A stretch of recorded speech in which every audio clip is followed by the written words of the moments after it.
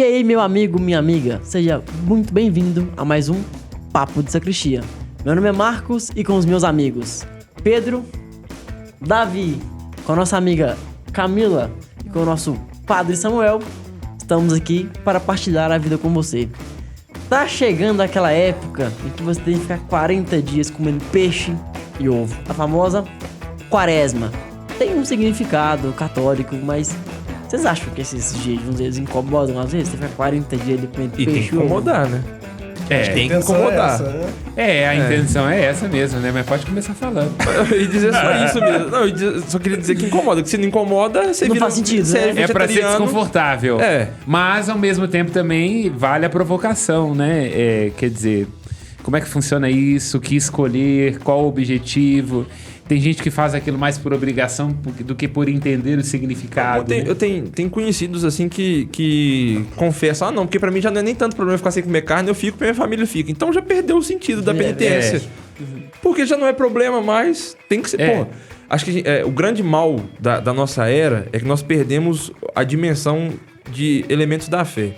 Jesus ficou 40 dias no deserto se preparando... Pra sua missão pública. Se preparando pra morrer daí a pouco. Você acha que é normal você ficar 40 dias sem comer carne? Você acha que isso é um esforço... Que é normal, né? Gente, peraí.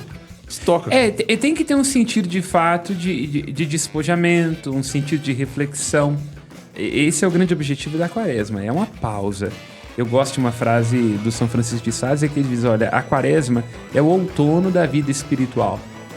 No qual nós colhemos os frutos pro ano inteiro, porque de fato é isso, o outono é a queda das folhas, né? Quer dizer, todo o investimento da árvore cai e aquilo volta a ser um recurso mineral para que a planta se alimente. E fica o fruto apreciado durante o ano, né?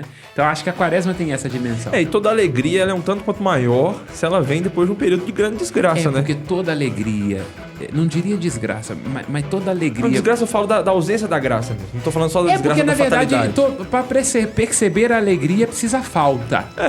Nós só somos capazes de nos alegrar porque nós somos seres humanos faltosos. E é por isso que eu acho que nós aqui estamos acostumados a frequentar uma igreja que ela é sempre muito bonita, muito imponente. E logo na quarta-feira de cinzas, ela tá toda cheia de pano roxo.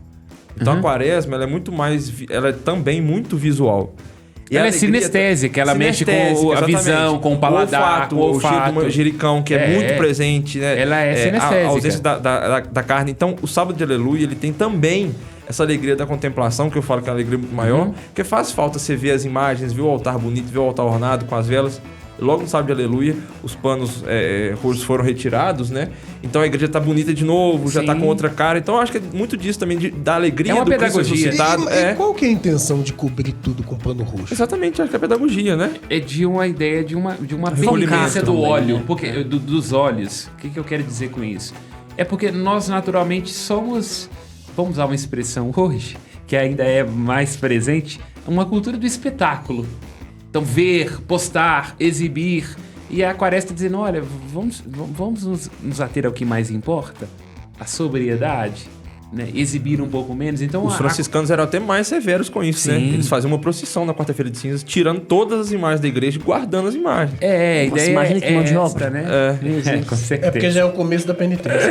Exatamente. Nossa. Então essa que seria a ideia, né? Uma purificação visual. Muito também porque os condenados por pecados, né? Antigamente na igreja, tinham que se cobrir inteiros de cinza. E desfilar como penitentes nas ruas, né? Então é muito desse visual também de... tá tudo ligado isso, já desde o Antigo Testamento, né? São sinais visíveis que apontam para realidades invisíveis. E daí também é um pouco da marca na testa, cinza, né? cobrir-se de cinzas, né? De fato a ideia de uma morbidez, tomando consciência de que tudo passa, nós passamos. Agora falando já que você tocou... Até porque quando a gente recebe assim, eles falam, né? Não se esqueça que você apoia o povo. É a grande condenação do livro do Gênesis, né? Eu ia perguntar da origem da cinza, do porquê da cinza. Do pecador, do penitente, né? Penitente público já também, desde né? o Antigo Testamento, porque cinza, pó. Então a ideia seria assim, o que é? Todo pecado é uma síndrome de grandeza. Sereis como deuses. Então todo arrependimento é uma consciência da pequenez. Então o que é mais despertador em nós da nossa consciência de criatura do que o fato que a gente vai morrer? Então por isso, ali naquele momento a gente está diante da realidade mais radical da existência humana. Tudo que é vivo morre, né? Tudo que é vivo morre. E acho que nesse caso, assim, voltando pra penitência um pouco, é um momento, não vou falar legal, não é a palavra legal, é um momento oportuno. É legal. De observar os pecados do dia a dia, assim, os pecados veniais, não o seu pecado preferido, mas os pecados que você acaba cometendo mais vezes. Porque pecar é gostoso, né? Os pecados preferidos, assim. Tudo que é bom é imoral, ilegal ou engorda. Exatamente. E esse momento de você olhar para os seus pecados, assim, acho que a cinza e o pó e a pequeneza tem muito disso, assim, porque o pecado, na verdade, você vai ver que é uma fraqueza da alma tão frágil, assim. Você olha, nossa, mas eu pequei logo por isso. Aí que é a ideia do jejum ou da abstinência, ou abstinência. É justamente tomar consciência de que a gente se apega a coisas que são passageiras e pequenas. A mesquinharia. A ideia da carne não é porque a carne é um fim em si mesmo, ou chocolate, ou o que for. Mas é pra gente tomar consciência de como uma mesquinharia, ela pode se tornar objeto da nossa paixão, do nosso desejo, da nossa loucura. Porque tudo, no sentido estrito, é muito pequeno. Aquele cargo, aquele olhar, aquele reconhecimento, aquele bife, é tudo muito pequeno. Então o deserto, o jejum, os 40 dias, nos ajuda a perceber assim, precisa mesmo? Será que precisa? E a quaresma é um momento que a gente tem que viver assim, mais dentro, é um momento que nós temos que viver individualmente ou dá pra viver esse momento em família? Bom, família é sempre uma tragédia, né? Viver momentos em família é sempre problema. É porque eu ia jogar essa pergunta pra Cacá, mas só que você já falou que é uma tragédia, então é melhor... Vamos. Não, eu queria jogar pra ele, mas pra depois jogar pra... Mas é melhor você segurar, né? Eu não, eu sou celibatário. Minha família é Nossa Senhora da Piedade, eu quero ver a sua. Sua família é a família dos devotos, Gente, né? a minha família é maravilhosa, eu não tenho que reclamar. Não, mas eu queria dizer, assim... pontuar, porque eu acho bem propício mesmo a sua pergunta. A quaresma, pra mim, ele é um momento individual. Mas, ao mesmo tempo, eu acho que viver a quaresma no coletivo te auxilia. Porque pensa, se só você estivesse vivendo a quaresma, todo mundo está vivendo ainda o carnaval e você está vivendo a quaresma. Então, eu acho que o contexto ali que você está inserido... Isso te ajuda a viver. Ela cria ali uma atmosfera de reflexão. Você Sim, sabe que vai ter momentos de na igreja de interiorização. Perfeito. Né? De silêncio. De, por exemplo, numa casa... minha família é pequena, mas assim... Mas numa casa que tem muitas... Né? Sim. Aí o silêncio, por exemplo, na minha casa já é algo que é mais difícil, né? E aí a concentração... quando a gente vê lá as imagens estampadas, por exemplo, tem a questão visual... Pela questão da concentração mesmo, né? E o coletivo vai te focar lembrar daquilo que você... que eu preciso focar. Apenas uma cruz desvelada na igreja, é tão bonito isso. Exatamente, porque aí é o seu foco, né? Não tem mais nada que tire a sua atenção. Isso, perfeito. E aí, pra mim, é difícil, né? No contexto aí de 2 crianças, porque... Ou eu conto com a colaboração de deixar com a sua penitência é o ano inteiro, querida. Pois é. Aí eu acho que é um erro de medida, assim, porque nós somos uma cidade, e aqui não vai só a Caeté esse comentário, né? Que tem essa tradição de se recolher no período da quaresma e tudo mais, e não é uma crítica também, é que se faça festa no sábado de Aleluia, não é isso o problema. Mas o problema tá muito mais na cognição de entender que, olha, nós passamos 40 dias retirados, refletindo sobre nossos abusos, sobre nossos pecados, pra logo agora a gente meter o pé na jaca e tal, porque não é sobre isso. Porque a verdadeira alegria do fim da penitência não tá só em reencontrar de novo com velhas paixões, porque senão a penitência não valeu de nada. Sim. Né? Como um pecador que se levanta do confessionário e volta pro mesmo berço de pecado que ele estava. Quando nós vamos ao Evangelho, vemos lá, né? Quando os discípulos dos fariseus e de João Batista vão até Jesus e falam assim, olha, fazemos penitência. E seus discípulos não? E diz, olha, o noivo está aqui. Quando o noivo for tirado, o que quer dizer isso? Para nós a penitência, ela tem um quê de demonstrar o nosso anseio pela volta do esposo. Então, o que é? O que a gente chama isso de período entre 2 vindas? A primeira vinda de Nosso Senhor e a segunda. Portanto, ele é um tempo todo revestido de espera. O jejum, então, não tem a ver com simplesmente punição da nossa carne, porque Cristo já nos justificou. Não tem a ver com o fato que a gente está fazendo barganha com Deus, porque quem faz voto é crente. Para nós católicos, o jejum tem uma dimensão de espera. Quer dizer, temos que ter consciência que somos para Ele. E estamos à procura de uma pátria que há de vir. Então, portanto, Agora a gente toma consciência do que é passageiro, do que é limitado, da nossa relação. É recolhimento, mas não necessariamente uma penitência. A penitência para nós cristãos, ela não pode ter o que ela tinha no paganismo.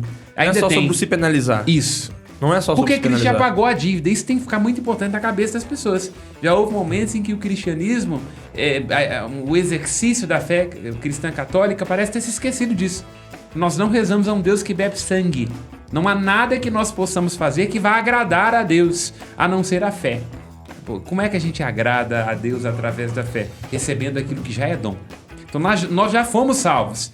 Cristo já nos justificou. Ele já pagou o débito. Portanto, nós vamos viver de tal maneira que seja condizente com aquilo que ele já nos deu. Pagou à vista, né? Já à vista.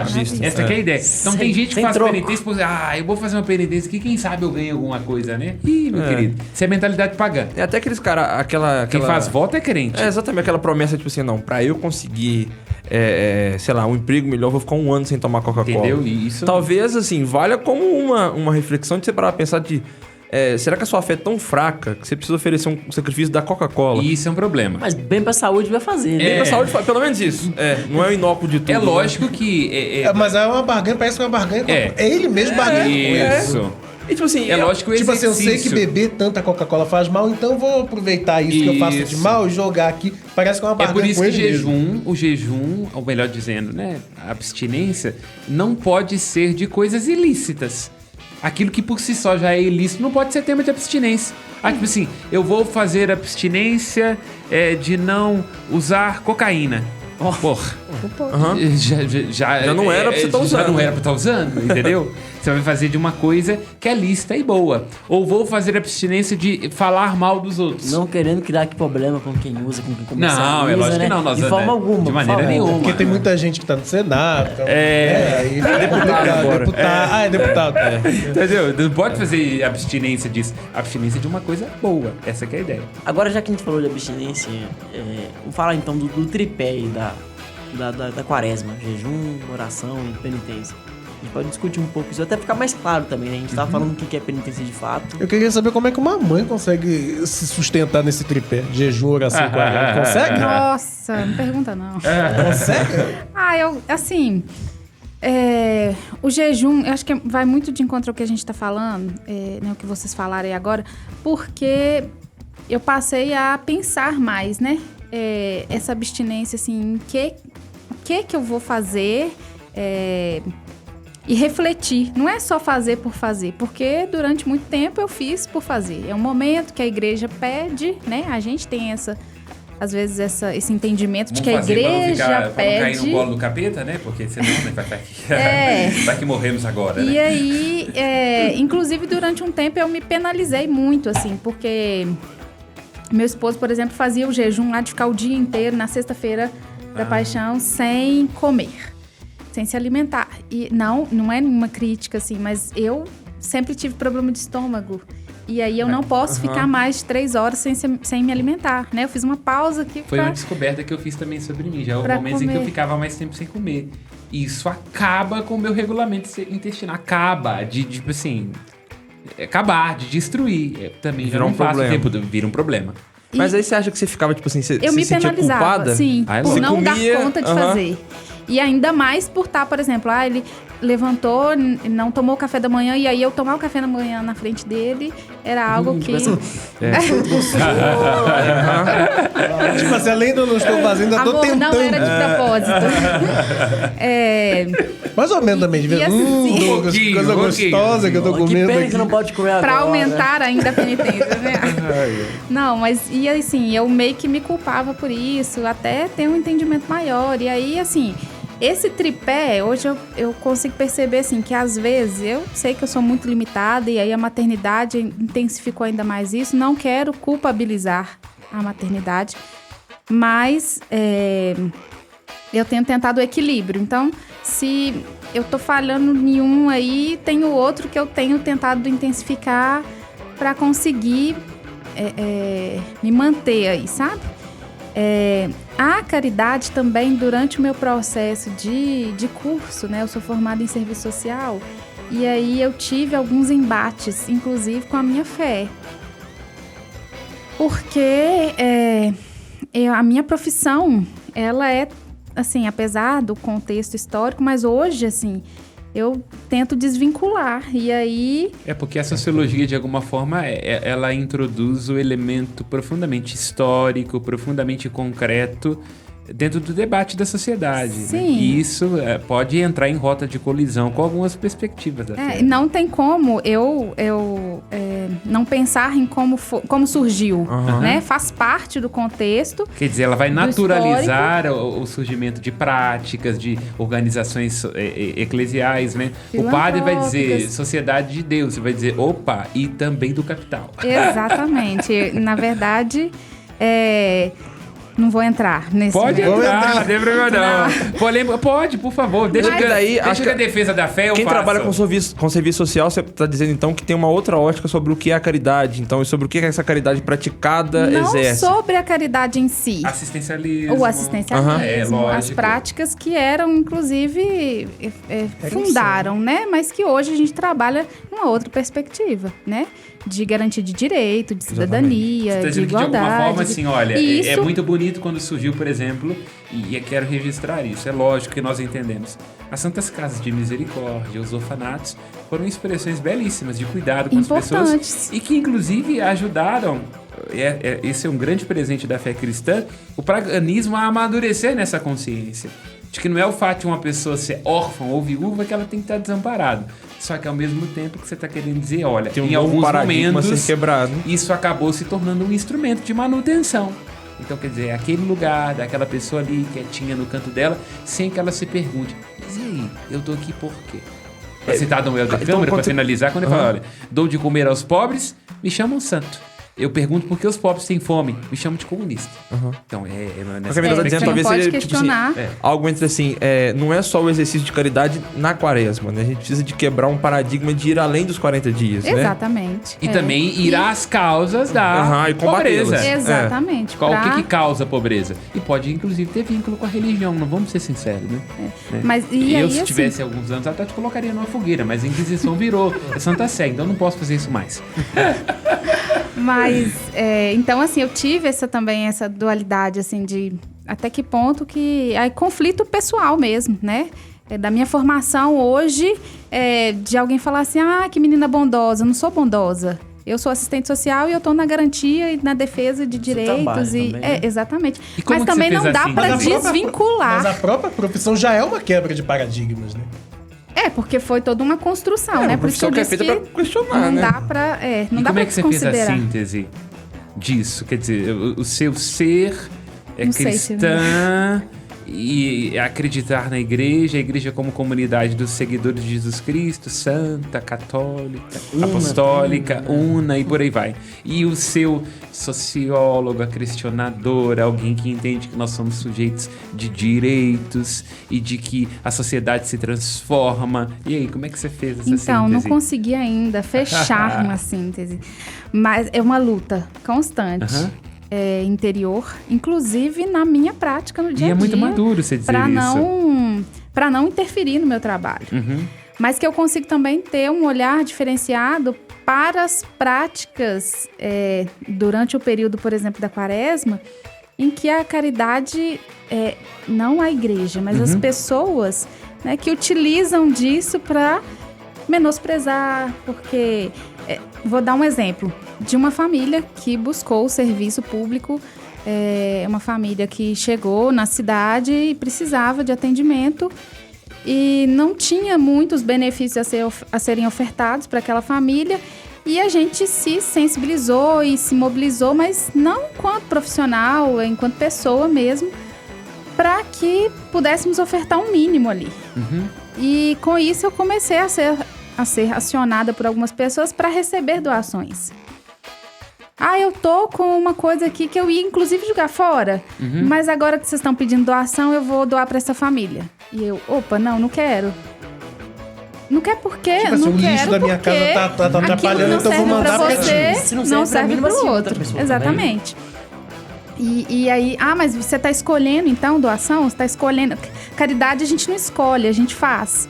Então, assim... Então, você está querendo dizer que, de alguma forma, é preciso esclarecer a dimensão hipócrita de alguns processos. Também. Tô fazendo caridade, E mas que eu isso com se lixo da minha casa, intensifica- digamos assim, né? E que Na isso se época intensifica na época da quaresma. Muito Que eu interessante acredito essa que provocação. a E igreja não faz esse convite E para eu a diria caridade. que, assim, o que você está dizendo, Camila, de alguma forma, não está indo ao contrário do que Jesus já disse. Ué, quando a crítica que ele faz do ponto de vista, né, mão direita, mão esquerda, do ponto de vista de que a gente faça coisas para poder aparecer. Isso é subversivo, sim, mas é profundamente evangélico. Abra o sermão da montanha de Mateus, você vai ver que Cristo diz exatamente isso. E eu diria que até com mais categoria e propriedade, porque é filho do CEO da empresa, do que Marx, ou Weber, ou Adorno, ou Horkheimer poderia fazer, com muito mais propriedade. Isso é uma crítica presente na religião. A religião pode ser um instrumento de domesticação, de dominação, de manutenção de estruturas de exploração. Isso é Jesus, meu Deus do céu. Isso não é Marx, não, ué. Ele vai pra cruz por isso ou não? Eu tô falando alguma coisa diferente com o que tá no evangelho. A gente repete essa história o ano inteiro, não muda o roteiro, pô. Uai, vocês assistiram, é na missa ou no Porta dos Fundos? Tô falando alguma coisa diferente? Olha que eu gosto do Porta dos Fundos. É isso que eu tô falando, isso é fato, não tem que ter medo. Agora, é importante sempre entender que existe uma dimensão de caridade, de amor genuíno, entendendo que o amor genuíno comporta essas contradições, né? Lógico. E aí eu ia concluir Vai para para dizer além que o disso. tripé, por isso que eu acho importante o equilíbrio, né? Porque a oração também, quando você faz a caridade simplesmente por fazer, você quer se desapegar, você... coitado do outro, ele precisa de mim. Você se coloca num lugar diferente. Você vangloria por isso. Sim. E aí, se você faz isso atrelado coloca com a aqui em cima, oração, né? por Todo exemplo, eu acho muito difícil você cair nesse... Entendi. Que aí a oração É porque a experiência caridade, da- é porque a íntima. caridade, o grande problema da caridade, assim, como a gente vê muito acontecer, Como assistencialismo, Como assistencialismo, tem muito anestesiamento da consciência? tem muito de reforçar lugares de autoridade. Lógico. Eu estou doando isso para sentir que faço pelo pobre e com isso reforço o lugar que eu estou acima dele. Quando vem a oração ela fundamentalmente nos coloca no lugar de humildes, porque nós lembramos que tem algo muito maior que nós acima de nós. E que esse ser que E que tá tudo acima é de dom, nós, né? Isso que eu ia falar, ele é dono disso aqui. Assim como ele é dono do que eu tenho e doei ao pobre, ele é dono do que o pobre tem, mesmo que seja pouco, e dono do pobre também. O Então, livro assim, dos Provérbios traz uma frase muito bonita nessa perspectiva que diz, olha, quem se compadece do pobre empresta a Deus. Em última instância, alguma coisa feita a ele. aí uma das faces que Jesus se manifesta na vida cotidiana é enxergar Jesus no pobre, no irmão sofredor, Mateus né? 25, né? Inclusive na Catedral Metropolitana do Rio de Janeiro tem uma escultura. Que horrível, aliás. Que horrível. Eu preferia Nossa Senhora do Carmo.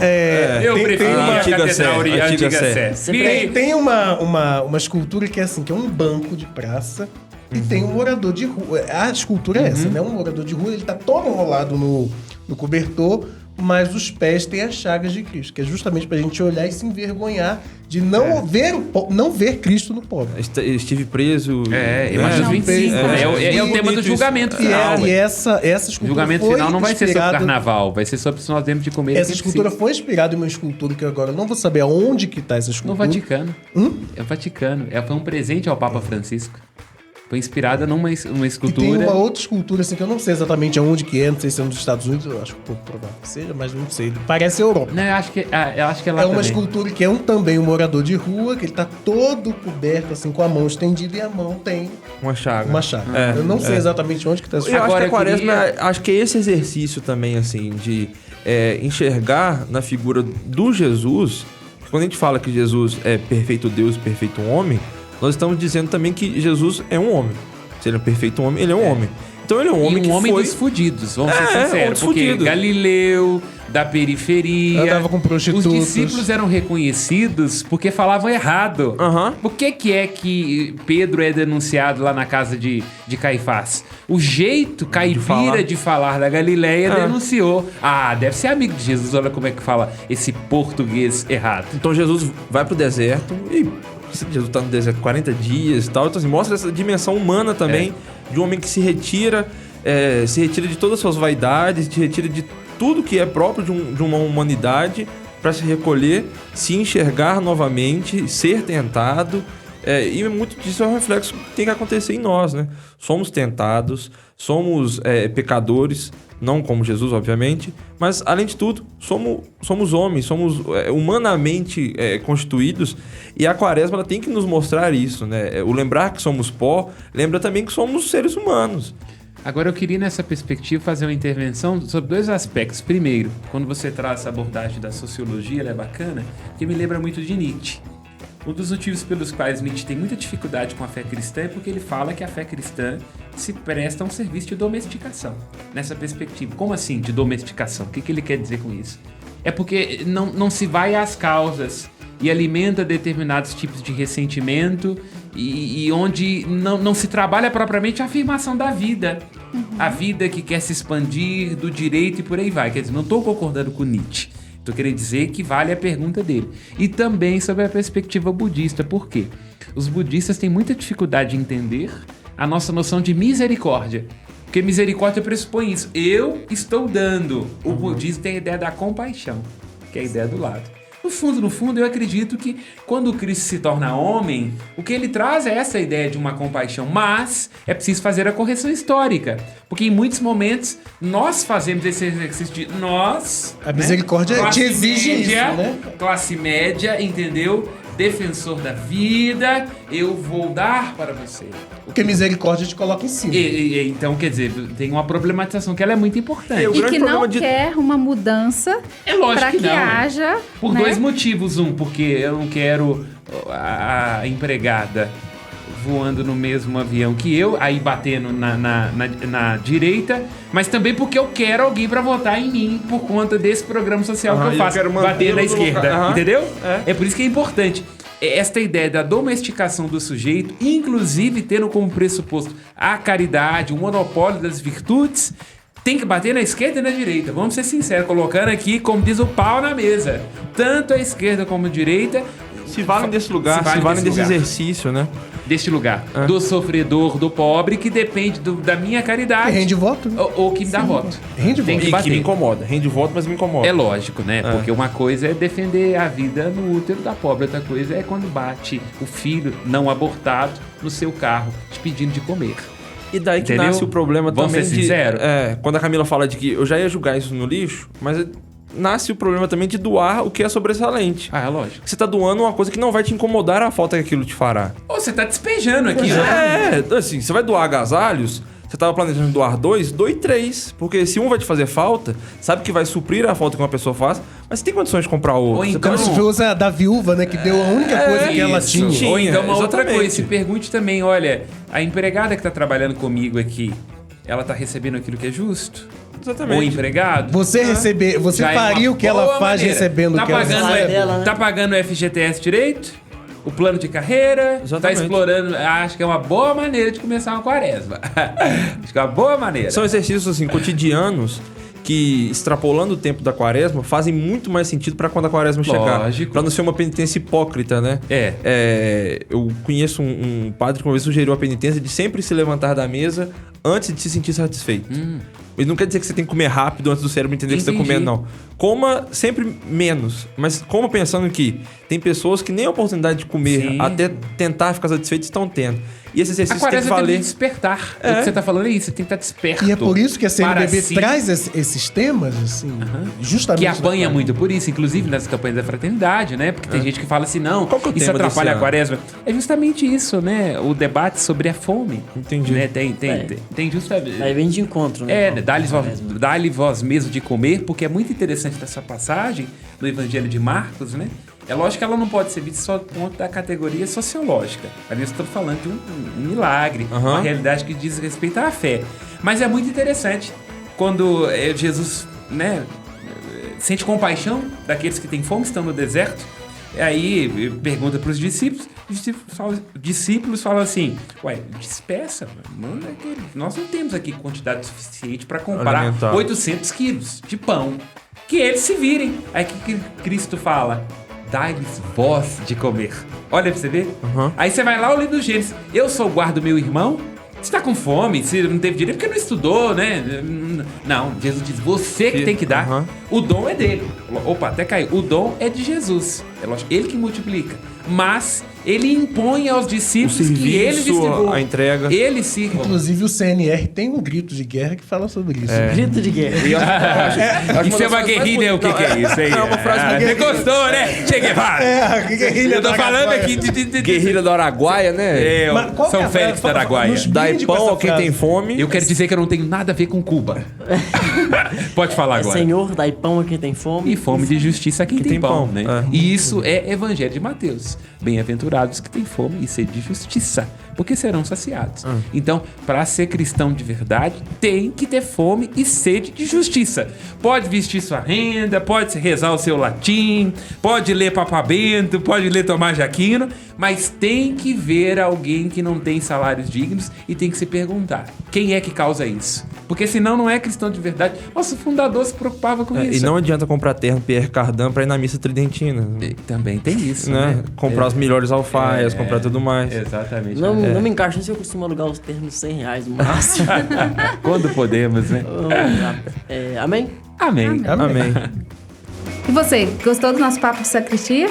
Então, se tiver algum tema relevante, importante, que você acha que é bom a gente trazer aqui, inscreva aí, comente, curta, compartilhe com seus amigos e vem com a gente. Participe do Papo de Sacristia.